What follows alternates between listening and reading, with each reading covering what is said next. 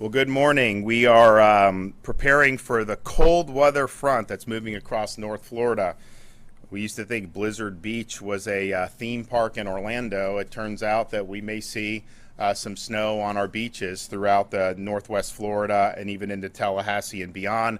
I want to thank Kevin Guthrie, the Florida Division of Emergency Management Director, for being here. We also have other members of the team that have been working really hard in anticipation for something that we're not used to seeing, but something that can have significant impacts on the region.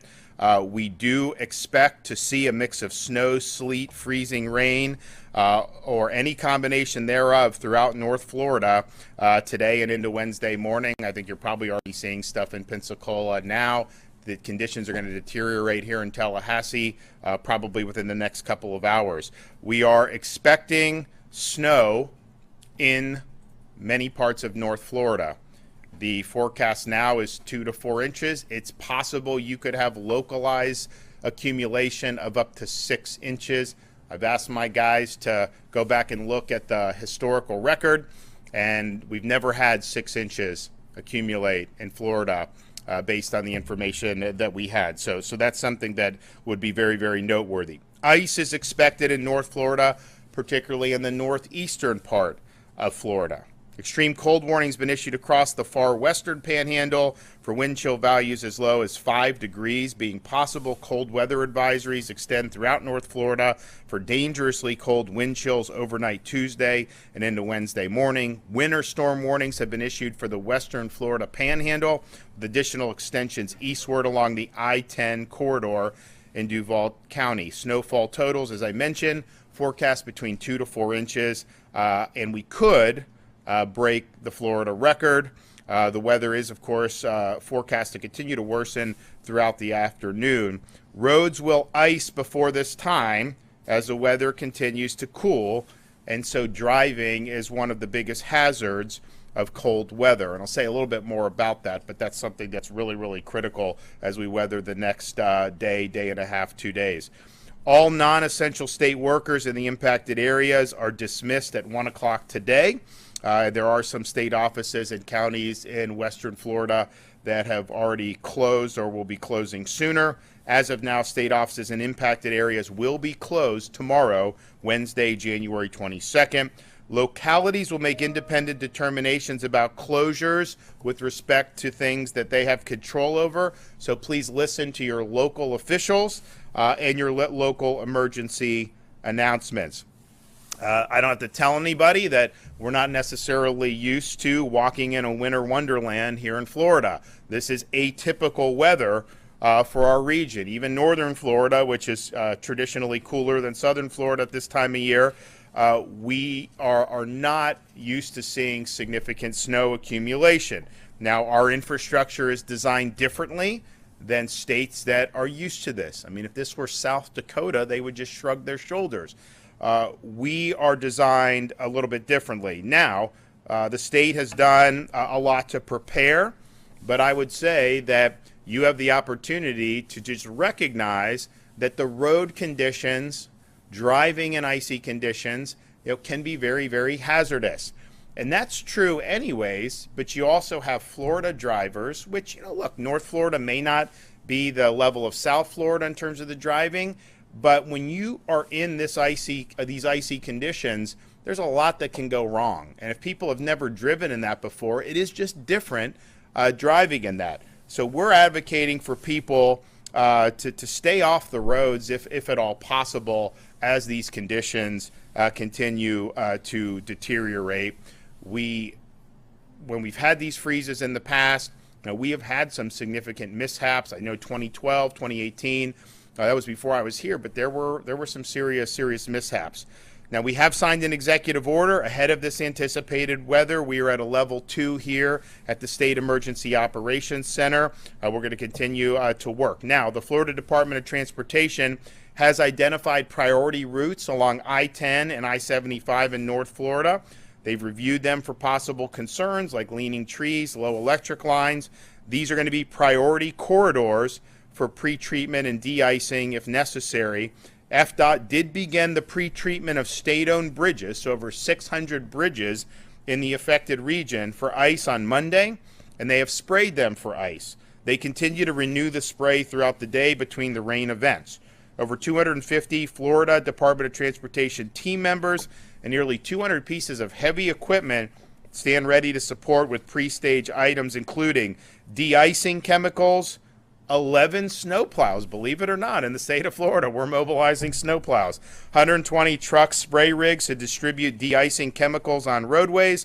25 spreaders to distribute de-icing chemicals on roadways. Generators standing by for traffic signals as needed. And other heavy equipment including skid steers, tractors, front-end loaders, and chainsaws. Efforts are being made to prevent freezing on movable bridges by warming gearboxes and ensuring the ability for additional bridge movements if needed during extreme cold. 40 heavy equipment items have been deployed from Central Florida to assist with operations across the northern part of the state.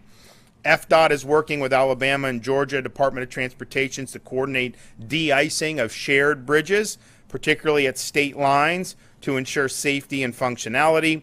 Rest areas and welcome center facilities have implemented winter weather plans and appropriate protocols to make sure those facilities remain functional. Way stations have increased staffing levels to ensure operations remain functional on our roads for commercial travel for as long as possible.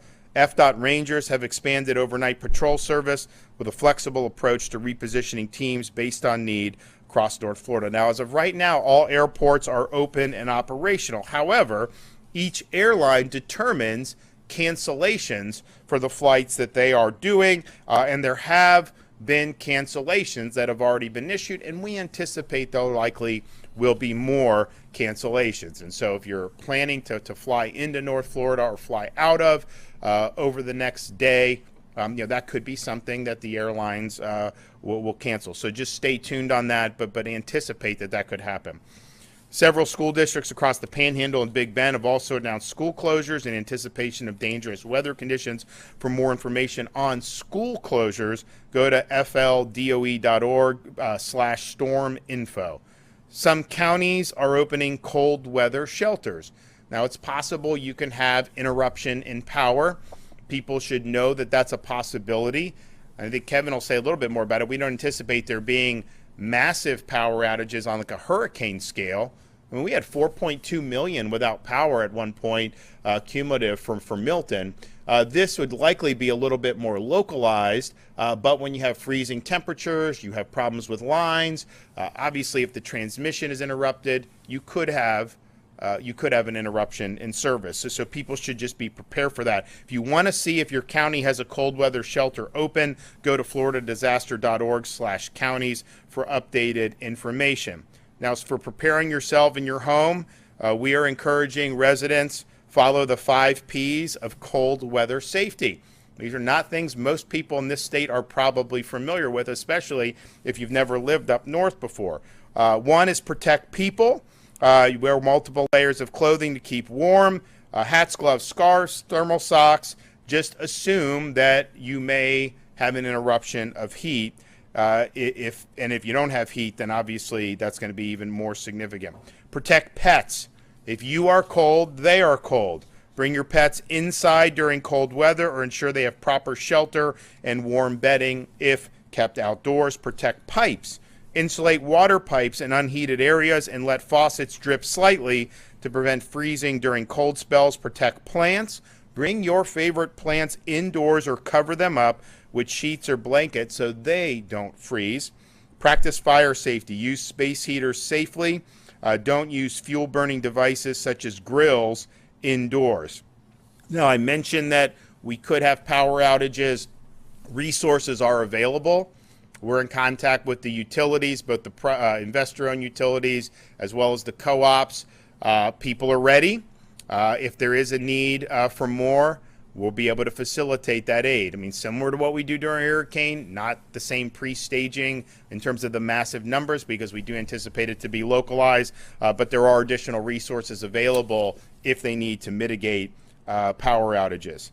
So I would stress again, if you're in North Florida, you're going to see throughout today, we anticipate tomorrow, whatever comes down is likely going to stick and stay throughout the day because we don't anticipate the temperature is getting warm enough to melt whatever is left behind. So you're likely looking at on Wednesday a snowy or icy day. Now, Jared Perdue and FDOT, they are going to be working on all state roads, bridges, and the 2 interstates. And they have salt, they have plows, they have things. They're going to work to get those roads open as soon as possible, or safe as soon as possible. Your local roads is really going to be dependent on what your county does or what your city does. So you need to listen to what they're doing.